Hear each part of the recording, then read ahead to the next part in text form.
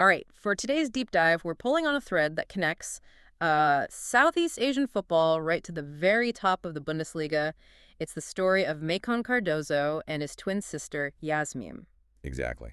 And our mission here is to really trace their unique journey. Our sources map it all out, from their father being a veteran in the Thai League all the way to elite European academies. It's a perfect case study, isn't it? It is. It shows you exactly how global recruitment is changing, and you get this fascinating intersection of, German development and authentic Thai culture. And this is where the story gets, for me, really gripping. This Thai-Brazilian paradox. Maicon Cardozo, he's got Brazilian and Portuguese citizenship, but he moved to Thailand when he was just 2 years old. He speaks fluent Thai. He calls it home. And he means it. Yeah. But there he is, wearing that famous Bayern Munich badge. So how does that connection even start? Well, it's a family history. Their father, Douglas Cardozo, spent something like 14 years playing in Thailand. He was a staple for clubs like Ratchaburi.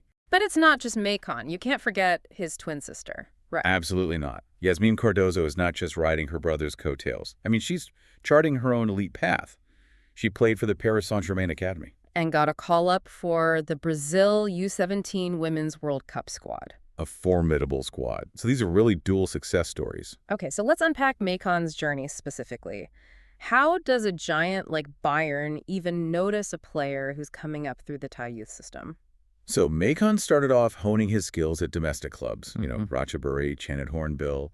He even won the FA Thailand Youth League with them in 2022. Okay. But the key, the real pivotal moment, was his time at the Sport Thai Bavaria Academy, STB. And that's the official partner academy for Bayern, isn't it? Precisely. They've had a partnership since 2015, so he gets selected for a Bayern Global Academy camp.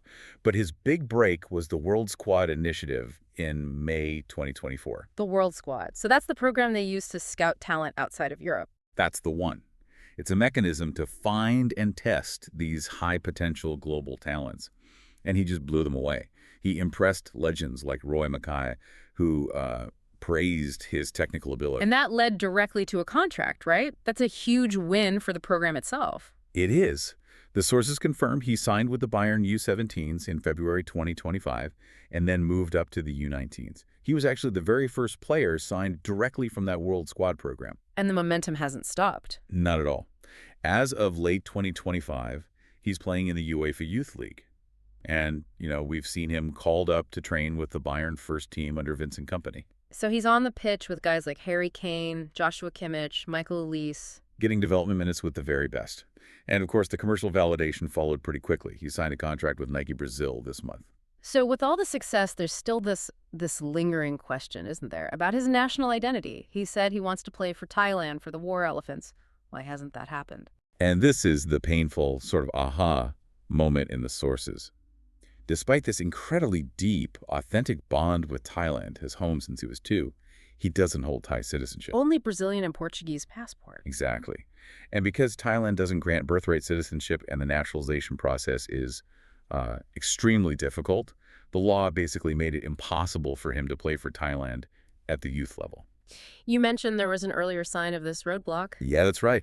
Back in 2019, the Thai U14 coach actually confirmed it. Even then, this complex legal hurdle was preventing Maicon from being selected. So for now, his international future is tied to his other citizenships, regardless of where his heart is.